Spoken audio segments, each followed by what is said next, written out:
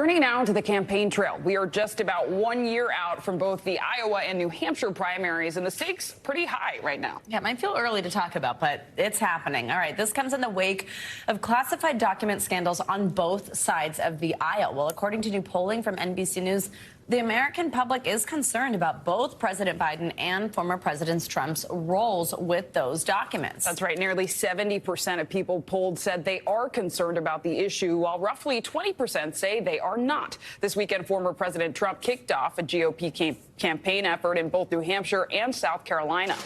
Shaq Brewster joins us now from New Hampshire. Vaughn Hillyard joins us from Rock Hill, South Carolina. Thank you both for being up early and with us this morning. Shaq, I'll start with you. So I know you spoke to some voters at a restaurant in New Hampshire over the weekend. Classic campaign trail stuff. Here we go. We're talking to diners. Let's hear what one of them had to say first, and we'll talk on the other side.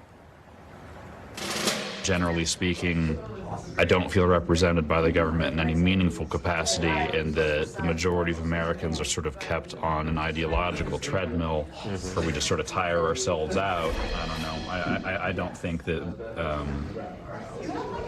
this country does a very good job of representing anybody.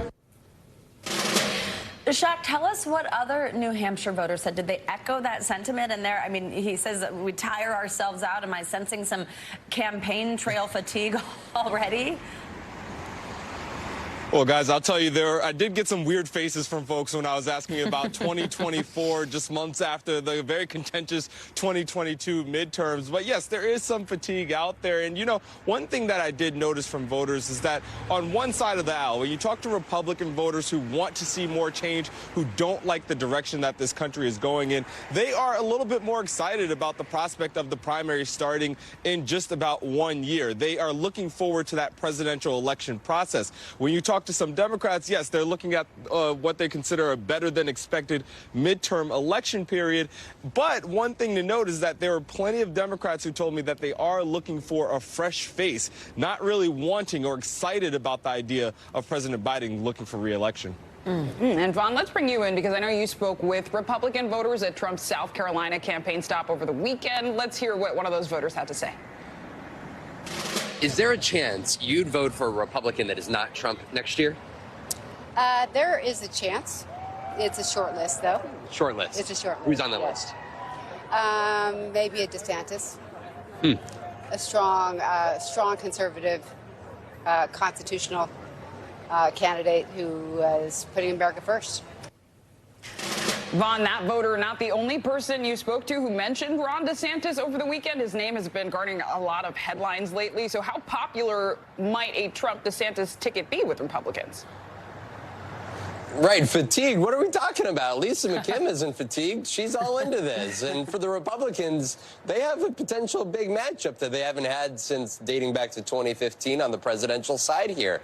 You know, Ron DeSantis is very much of a factor here. They are about to begin their legislative session in Florida, so we shouldn't expect him to announce for at least a couple months there. But this is an individual who was at that Donald Trump rally in South Carolina that we were attending on Saturday, and though she was there to see Trump there, she said that the window is open. I talked to a few others who said that they are also keeping their minds open, but this is a situation where you could be looking at a crowded field that even includes the likes of South Carolina's former governor Nikki Haley, former Vice President Mike Pence, South Carolina Senator Tim Scott, former Arkansas Governor Asa Hutchinson. It could be a crowded field, and Donald Trump could be eager for a crowded field because you'd be in a situation where there's the Trump loyalists, and then there's a fracturing of others in the party, and that's exactly how you got a first term out of Donald Trump, guys.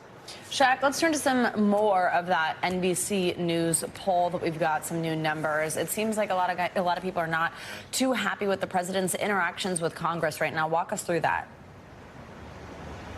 Yeah, right now we have a divided Congress, a divided federal government. So President Biden is a Democrat. Republicans are now controlling the House in Congress. So there's not much optimism. And you see that in the polling and also when we talk with people about stuff getting done in Washington, D.C. Look at this one result from the poll. And this is forward-looking. When folks are asked about President Biden's interactions with Congress, you have about 45% of Americans saying that he will be too inflexible when dealing with Congress. When they ask the opposite of that, how how Republicans are going to deal with President Biden and interact with him, you have the inverse of that number. 54% say that Republicans will be too inflexible when dealing with President Biden. I want you to listen to how some voters put that sentiment to me.